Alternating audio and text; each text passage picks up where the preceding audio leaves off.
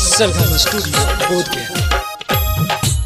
ननदो फेसियल करा के कोचिंग मात जई हाजी।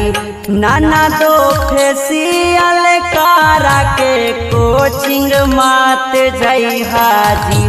ता देखी के छौड़न के मनावा बहाक जइतो जी।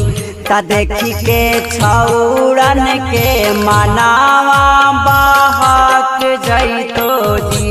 ननदो फेसियल करा के कोचिंग मात जई हाजी। ननदो फेसियल करा के कोचिंग मात जई हाजी।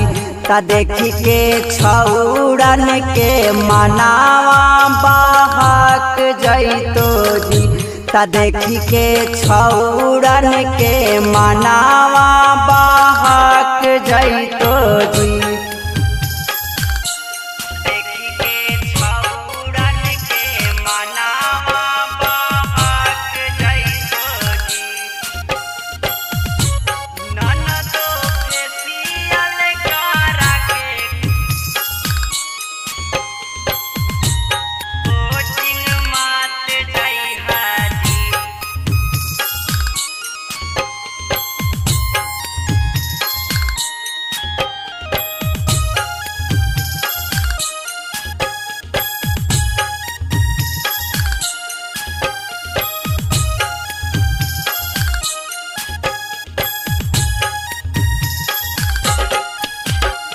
पढ़े के बहाने का तू करे जालू सेटिंग।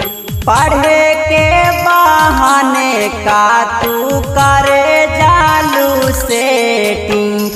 दिना भर मोबाइलावे पर करा तारू चैटिंग। दिना भर मोबाइलावे पर करा तारू चैटिंग। ननदो का जारा लगा के कोचिंग मात जई हाजी। ननदो का जारा लगा के कोचिंग मात जई हाजी।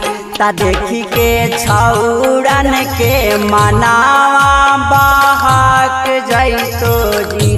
ता देखी के छौड़न के मनावा बहाक जइतो जी।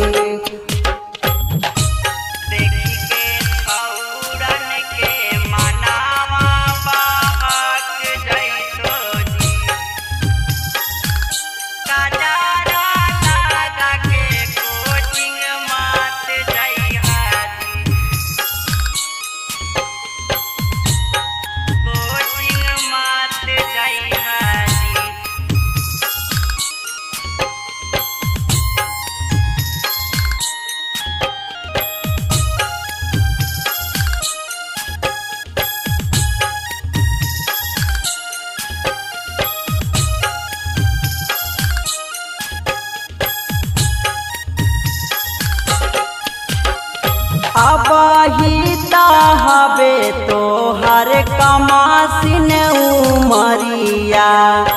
अबही हबे तो हर कमासिन उमरिया। आनंद राज से अरु छैला के गड़ल बाना जरिया। आनंद राज से अरु छैला के गड़ल बाना जरिया। ननदो पाउडर लगा के कोचिंग मात जई हाजी। ननदो पाउडर लगा के कोचिंग मात जई हाजी। ता देखी के छौड़न के मनावा बहाक जइतो जी।